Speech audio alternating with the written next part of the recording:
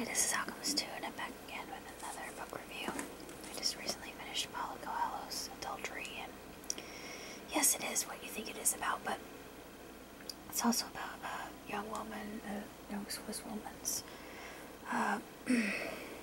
self-exploration and trying to discover who she really is and all of these conventional things that have defined her.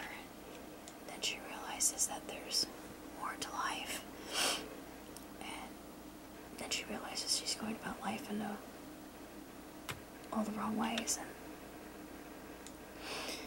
she finds that there are more facets to herself than she realizes.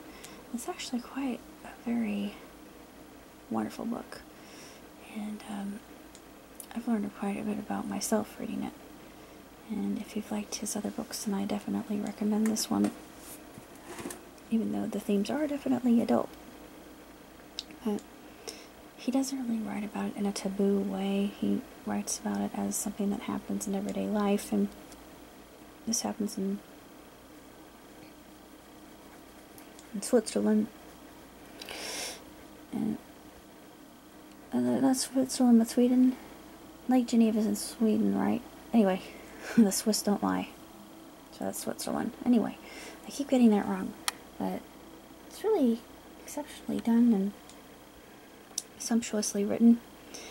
And there are so many different themes in this book that interplay with each other, like the guilt and longing and depression, mania,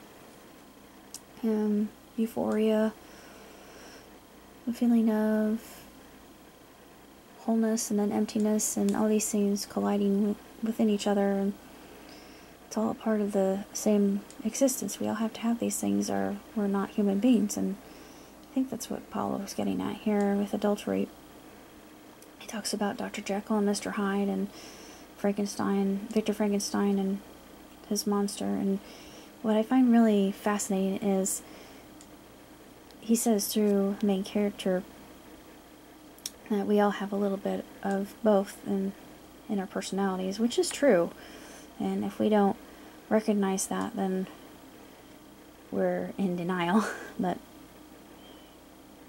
to have both live in harmony is quite a bit of an exercise, but I think that the main character does find a sense of equality and equality throughout her journey of self-discovery, and I just think that that's what makes this book so sensational, and I finished it in a day, so I can't say that much more. Live long and prosper. Ciao, tutti!